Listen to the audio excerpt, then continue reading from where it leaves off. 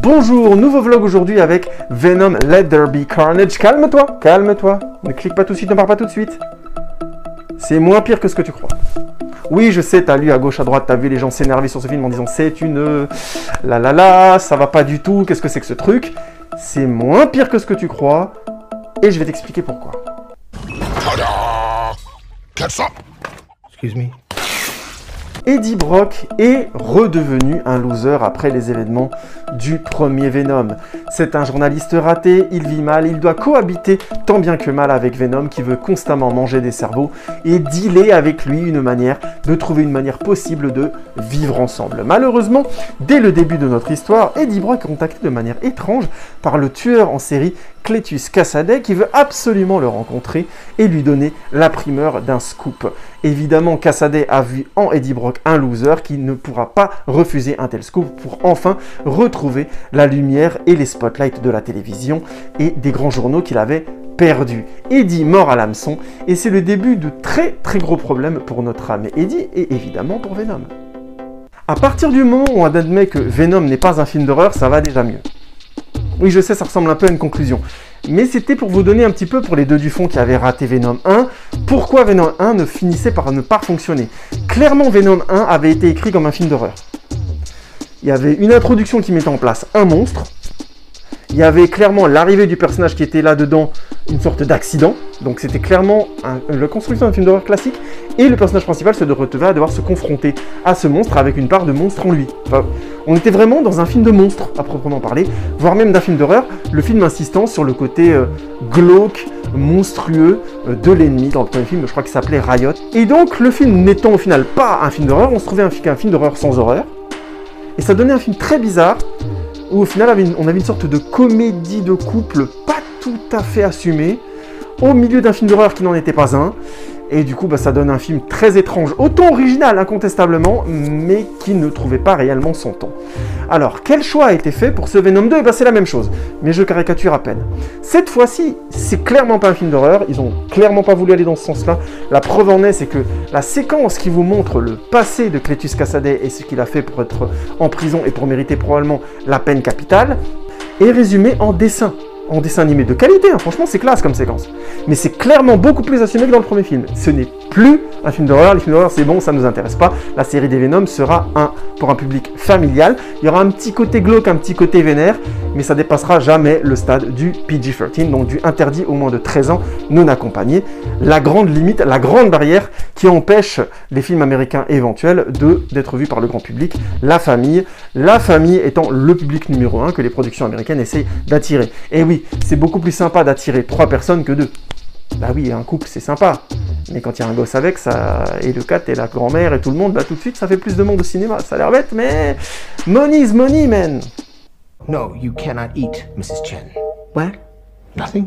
Deuxième chose et non des moindres, pour bien cerner le problème Venom Let There Be Carnage, c'est que l'écriture a été clairement construite autour d'un buddy movie. Il s'agit clairement d'un buddy movie.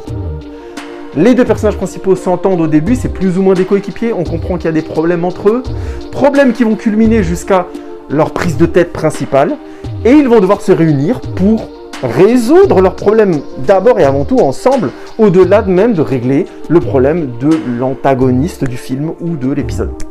Donc on a clairement un buddy movie. Je sais très bien la question que tu te poses, cher spectateur. Comment on peut partir de Venom, c'est-à-dire un personnage assez badass, assez vénère, qui est franchement à la limite d'être un assassin, si je dis pas de bêtises, dans les Marvel, dans les BD, pour arriver à un buddy movie sans la moindre goutte d'hémoglobine, avec un personnage qui à la base bouffe des cerveaux, c'est important, ils te le redisent dans le film en plus. Et en plus, dans le film, où il va être confronté à probablement l'un des pires ennemis, l'un des plus violents que toute l'histoire de Marvel ait connu. Carnage, en l'occurrence. Donc, Carnage étant embarqué là-dedans, bien malgré lui, après le grand coup de coude donné au spectateur à la fin du premier film, il fallait donc faire ce film avec Carnage. Et donc, on aura donc droit à une sorte de Carnage Leader Prize pour les fans hardcore. Time to die! That's the spirit! I mean us! We are going to die! Je ne suis pas fan hardcore, donc je blague un peu, je tire un peu sur l'ambulance. Mais à partir du moment où on a compris que c'est un buddy movie et qu'il est pour toute la famille, c'est un film qui est correct. C'est-à-dire que l'humour fonctionne plutôt bien. Il y a même des séquences qui m'ont fait rigoler.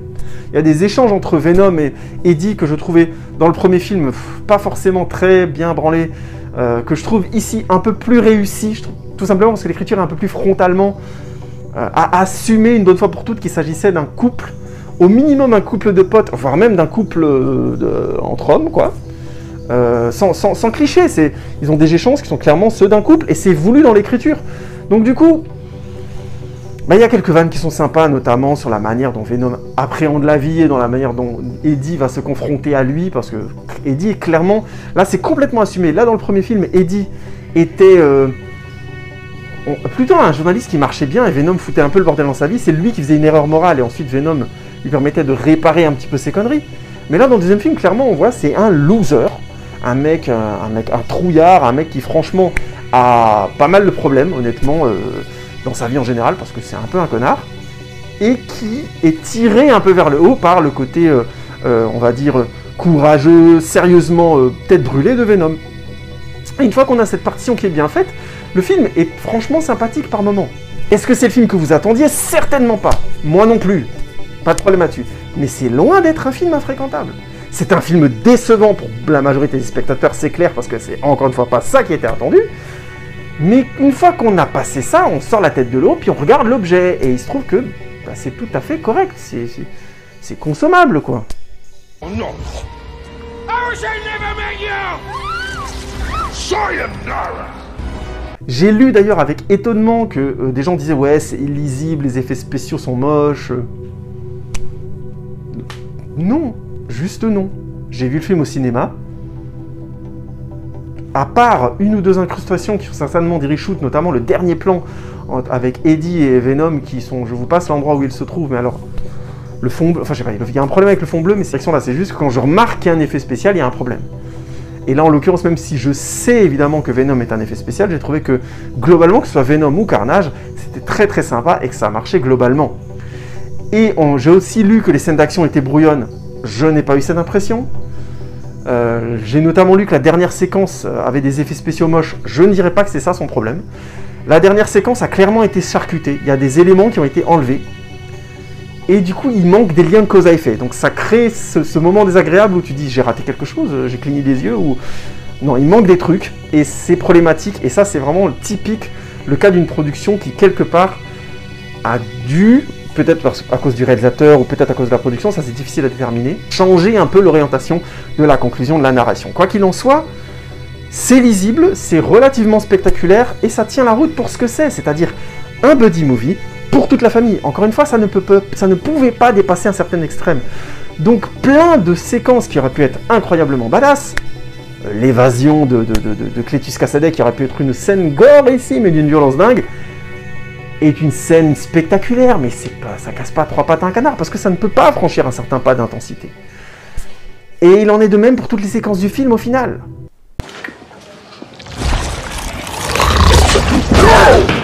Donc oui, c'est une critique courte. Mais qu'on se comprenne, je crois pas qu'une fois qu'on a admis ce que c'est, je trouve difficile de critiquer ce film en restant bloqué sur le « j'attendais quelque chose et on m'a pas donné ça ». Je vous comprends. Moi aussi, j'attends autre chose du personnage de Venom. Net. Net. Ce film et cette idée même de cette série de Venom est décevante. Claire et nette. Pour vous donner une échelle d'idée, même la scène post-générique, que je ne spoilerai pas, m'intéresse, mais plus par rapport à ce que ça va créer pour les autres personnages que pour lui. C'est triste à dire, mais je le trouve clairement secondaire. Et ça vient d'un truc tout con, c'est qu'à un moment donné, un personnage qui est un loser et on te le rabâche 2 films de suite, au bout d'un moment, c'est juste un loser, quoi. Et dans le mauvais sens du terme, c'est quelqu'un qui se tire vers le haut de manière très compliquée. Je trouve ça original, hein. Je trouve ça, pour le coup, on me dit, ah bah oui, effectivement, j'avais pas vu de super-héros comme ça, où le mec, le personnage principal a très peu de morale, a du mal veut pas prendre de risques, est un petit peu... en fait, on va dire que c'est un frileux social moyen. C'est le mec, vous voyez, qui va voter au centre pour éviter d'avoir des problèmes. Je caricature, mais Que tous les voteurs centristes ne s'énervent pas avec moi, c'est une blague. Mais vous comprenez l'idée, c'est ce côté mi-figue mi-raisin de jamais vouloir prendre de risque, d'avoir sa petite vie, machin. Alors que le gars est journaliste d'investigation, il a des trucs à débunker de fou. En plus, c'est un peu une contradiction du premier film où on sentait que c'était un mec qui osait prendre des risques quand il était journaliste à un moment donné. Il prend tellement de risques qu'il se fait virer. Enfin voilà, il avait un petit côté tête brûlée. Et là, grosso modo, l'idée, c'est qu'en fait, non, c'était plutôt un loser depuis le début. Alors qu'en fait, non, simplement, il a pris une claque et du coup, maintenant, il a un peu peur de ça. Ce qui s'entend. Mais je trouve que c'est pas très bien admis. Et de toute façon, le film n'a pas cette finesse-là. Ni dans le rapport avec Venom, ni dans le rapport avec sa copine, son ex, il y a cette finesse-là. Je suis en train de taper sur le scénario, mais je tiens quand même à dire une chose, c'est que globalement, le film essaye quand même d'éviter certains clichés. La demoiselle en détresse, ils essayent franchement de l'éviter. Michelle Williams, je trouve, donnant vraiment une contrepartie intéressante au personnage de Venom, et notamment quand elle est elle-même en confrontation avec Venom. C'est franchement intéressant. Pas toujours subtil, c'est de la comédie familiale. On tombe quand même sur des gros clichés du genre elle séduit Venom, et puis Venom dit ah bah oui d'accord, machin, enfin bon. On n'est pas dans la grande finesse, mais globalement on évite ce cliché-là. On évite aussi le cliché du petit copain de l'ex qui est un con, qui est juste un trouillard, un con, et qui justifierait du coup le fait qu'elle retourne avec le héros. On nous évite ça aussi, ça a l'air con, mais ça fait du bien à Hollywood, qu'ils aient un petit peu de nuance parfois sur ce genre de choses quand même. Donc il n'y a pas que des mauvais côtés dans le scénario, et je n'en ai pas parlé, mais l'histoire d'amour entre le méchant et sa copine, ouais, c'est correct, c'est pas de la grande écriture, c'est clair que, je crois que c'est Naomi Harris, c'est une actrice qui a d'autres choses à proposer en termes de jeu, mais pourquoi pas, je trouve pas l'idée inintéressante, et je trouve que finalement le couple qu'il forme avec Woody Harrelson est tout à fait correct. Et je rajoute une chose aussi, Woody Harrelson étant connu pour cabotiner parfois un peu trop. Je sais pas si vous avez vu les deux films avec les magiciens là, qui s'appelaient Insaisissables. C'est des films, c'est des amusements relativement corrects. Et lui dedans il cabotine beaucoup, voire même trop, au point que dans le deuxième film ils lui ont carrément donné un frère jumeau. Bon bref, je vous laisse voir ça. Et franchement, quand Woody Harrelson il cabotine, c'est un peu lourd. C'est un acteur qui me fait un peu flipper en vieillissant, parce qu'il est capable de faire des performances incroyables comme dans True Detective où il est génial. Et le voir cabotiner comme ça, c'est un peu dommage, quoi. Et bien justement dans ce Venom-là, je trouve que il joue de manière correcte. Il en rajoute par moments, mais j'ai trouvé globalement qu'on tombait pas dans le Woody Harrelson qui avait des grands yeux et des grandes grimaces et tout. J'ai trouvé qu'il avait quand même réussi à gérer un peu ce personnage pour ne pas le rendre complètement clownesque. Ce qui fait qu'au final, ça reste un personnage correct. I worry for your soul. How will you live with the weight of snuffing out a man's life? I was hoping maybe you could give me a couple pointers. Est-ce que je trouve pour autant Venom excellent ou non? Certainement pas. C'est un film de super-héros moyen, décevant dans son principe, mais qui arrive à faire des choses intéressantes avec le principe qu'il a choisi.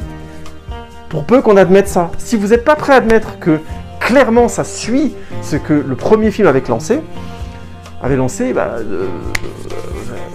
vous allez vous faire chier, quoi. Enfin, c'est-à-dire, c'est pas, ça va vous rendre fou. Si vous êtes prêt à admettre les orientations prises par le premier Venom et du coup que le film continue clairement dans ce chemin-là, ça passera, ça reste correct. C'est clairement pas un grand film, c'est clairement un film oubliable dans le sens où si demain on fait quelque chose de plus intéressant avec Venom, je